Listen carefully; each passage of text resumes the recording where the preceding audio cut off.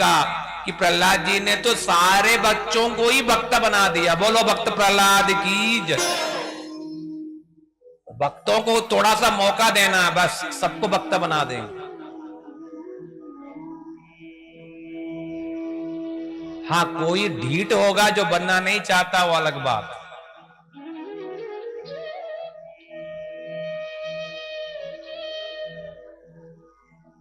जैसा कोई सो रहा है, सोए हुए व्यक्ति को जगाना कोई मुश्किल नहीं, किंतु जिसने जगने के बाद जिसने ठान लिया कि आज जगना नहीं है, आप उस व्यक्ति को कुछ मर्जी कर लो, पानी भी डाल लो, नहीं आज नहीं उठना, आज संडे।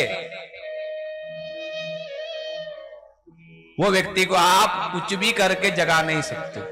ठीक वैसे ही जो इन सब बातों को सुनता वो भक्त बने बिना रह नहीं सकता। और यदि ये सब के बावजूद भी भक्त नहीं बन रहा है तो वो व्यक्ति से बढ़ के ढीठ और कौन हो सकता है? नहीं जी हम वैसे ही रहेंगे, रहो तो रोक कौन रहा, रहो ना। फिर बाद में जब रोओगे तब भगवान को दोष मत देना कि आपने मुझे देखा नहीं। इसमें भगवान का कोई दोष नहीं। तो पिताजी परेशान हो गए। सारी बच्चों को प्रहलाद जी ने शिक्षा दिया। क्या शिक्षा दिया?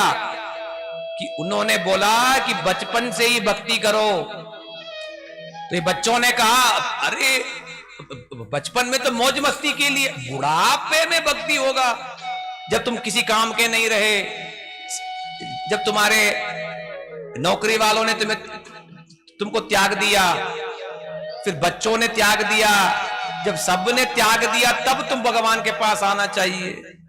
प्रहलाद जी ने कहा ये बात किसने बताया है?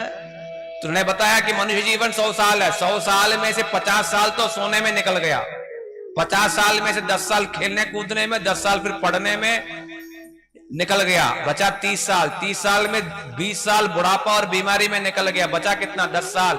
10 साल में शादी करने, बच्चे करने, नौकरी करने, पैसा कमाने, तो टाइम कहां है? तो प्रहलाद महाराज जी ने बोला कि संसार में प्रवेश करने के बाद कोई तुमको भजन करने नहीं देगा, पत्नी, बच्चे, परिवार, पैसा, क्या क्या बातें बोला है प्रहलाद महाराज जी ने।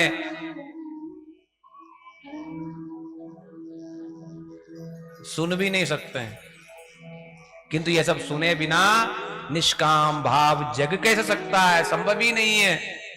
तो उन्होंने बोला पैसा कमाने के लिए मनुष्य क्या क्या नहीं करता है, अपने प्राण को भी मारने को तैयार रहता है। तो मैं कहीं देख रहा था, शीशे का बिल्डिंग है, 25 मंजिल, लटकते हुए वहां साफ कर रहे हैं, गिरे तो गए, किंतु किसके लिए कर रहे हैं? पेट के लिए, पैसे के लिए। अपना जीवन को भी दाव में लगाते हुए पैसा कमा रहे हैं। कितना प्रिय है वो पैसा। अब वही पैसा काल हो जाता है, झूठ बोल के, बेईमानी फिर करके। जिस परिवार के लिए किया वो परिवार वाले ही तुमको धोखा दे देते। प्रहलाद महाराज ने बताया तुमको कोई भजन करने नहीं देगा। मीठी मीठी पत्नी की बातें, बच्चों की मीठी मीठी बातें, ये सब बंधन है। इन बंधनों को निकाल के कोई भी अपना मन, अपना चित्त भगवान को सौंप नहीं सकता है। ऐसी ऐसी बातें प्रहलाद महाराज जी ने बताया, जिसे सुन करके बच्चों ने स्वीकार किया कि हाँ, कौमारम, बचपन से ही भगवत भक्ति करना चाहिए।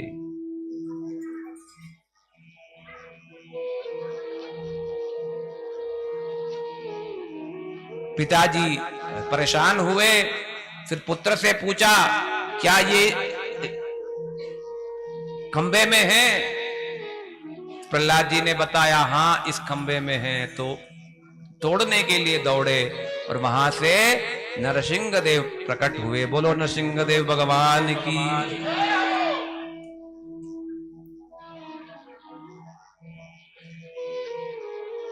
तो श्री नरसिंह देव उनको मारा और शांत कैसे होंगे? तो ब्रह्मा जी ने प्रहलाद जी को भेजा। लक्ष्मी तक पत्नी ने कह दिया ये कौन है, मैं नहीं जानती, मतलब मैंने कभी ये आदमी को नहीं देखा, इतना भयानक स्वरूप मैंने नहीं कभी देखा, मैं नहीं जा सकती इसके पास। पत्नी ने कह दिया, लक्ष्मी ने। तब उन्होंने फिर प्रहलाद जी को भेजा, भाई ये तुम्हारे लिए आए हैं, तुम भी जाके मतलब शांत करवाओ इनको। तो गए, स्तुति किया। तब श्री नरसिंह देव ने बार बार पूछा, बेटा मैं तुम्हारे लिए आया हूं, तुम क्या चाहते हो, तुम जो मांगो मैं दे दूंगा। तो प्रहलाद जी ने बताया, ना हम बनी को, मैं बनिया तोड़ी ना हूं, मैं आपके लिए मंगल आरती किया, मैंने पेट्रोल फूंकवाया, मैंने गाली सुना, अपनी नौकरी छोड़ के भाग के आया, फिर भी आपने मुझसे छीन लिया ये सब चीज। ऐसा बनियागिरी नहीं है। और मुझे बदले में कुछ नहीं चाहिए। और नरसिंहदेव बार बार पूछ रहे हैं, उन्होंने बार बार कहा नहीं चाहिए। फिर लास्ट में नरसिंहदेव ने कहा, देखो मेरी प्रीति के लिए कुछ तो मांगो। तो प्रहलाद महाराज जी ने मांगा कि मेरे पिताजी को माफ कर दो। तब प्रभु ने बताया, जिसके